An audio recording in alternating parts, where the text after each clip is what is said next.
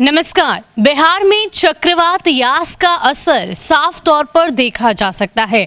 जिस तरीके से अचानक से बिहार के मौसम ने करवट बदली है, इससे साफ जाहिर हो रहा है कि यास का असर बिहार में अलग अलग जिलों में देखने को मिला है।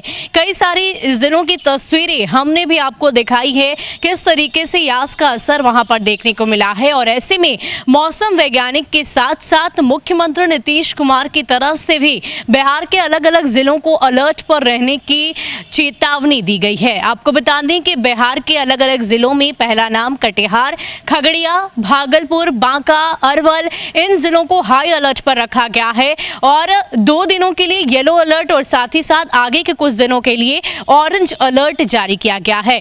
यास तूफान आज ओडिशा में कहर ढा रहा है। चक्रवात काफी तेजी से 175 किलोमीटर प्रति घंटे की रफ्तार से हवा चल रही है और यही वजह है कि फिलहाल ओडिशा की तरफ चक्रवात तूफान बढ़ते हुए इसका बिहार में भी अच्छा खासा असर देखने को मिलेगा।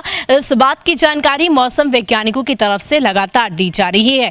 कई सारी तस्वीरें भी सामने आई जहां पर मूसलाधार बारिश भी हुई, आकाशीय बिजली गिरने की भी आशंका जताई गई थी। उस तरह की भी तस्वीरें आई और आज से लेकर अगले 30 तारीख तक इसी तरह मौसम का मिजाज बना रहेगा जब तक ये चक्रवाती तूफान का जो कहर है वो खत्म नहीं हो जाता। फिलहाल मौसम वैज्ञानिकों की तरफ से और क्या कुछ जानकारी मिली है, पूरी जानकारी आपको विस्तार से बताते हैं।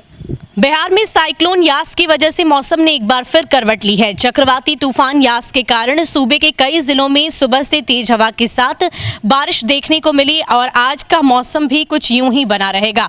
उत्तर बिहार के दरभंगा, मधुबनी, मुजफ्फरपुर में इसका असर दिखा। राजधानी पटना के आसमान में भी काले बादल का डेरा डलने लगा है। उधर मौसम विभाग ने बिहार में येलो और ऑरेंज अलर्ट जारी किया है।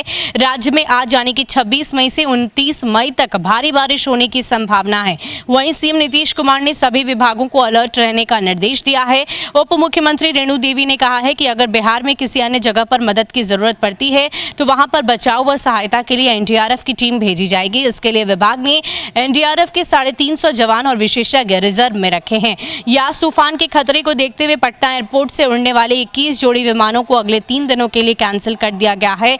कोरोना की जंग से लड़ रहे बिहार में चक्रवात की दस्तक से अब बिजली विभाग को अलर्ट किया गया है। वहीं सिविल सर्जन को निर्देश दिया गया है कि सभी अस्पतालों में बिजली कटने की स्थिति में पावर बैकअप तैयार किया जाए। चक्रवात का असर पटना और आसपास के इलाकों पर भी पड़ने की संभावना मौसम विभाग की ओर से जताई गई है।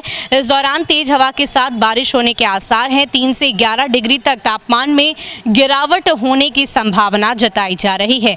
आज शाम तक बिहार में आंधी, पानी व ठनका गिरने की आशंका है। आपदा विभाग ने बिहार के 14 जिलों के लिए अलर्ट जारी किया है। मुख्य चेतावनियों की बात की जाए तो ठनका से बचने के लिए बेहद जरूरी है कि खेतों में ना जाएं, हाईवे और लंबी दूरी की सड़कों पर यात्रा टाल दें।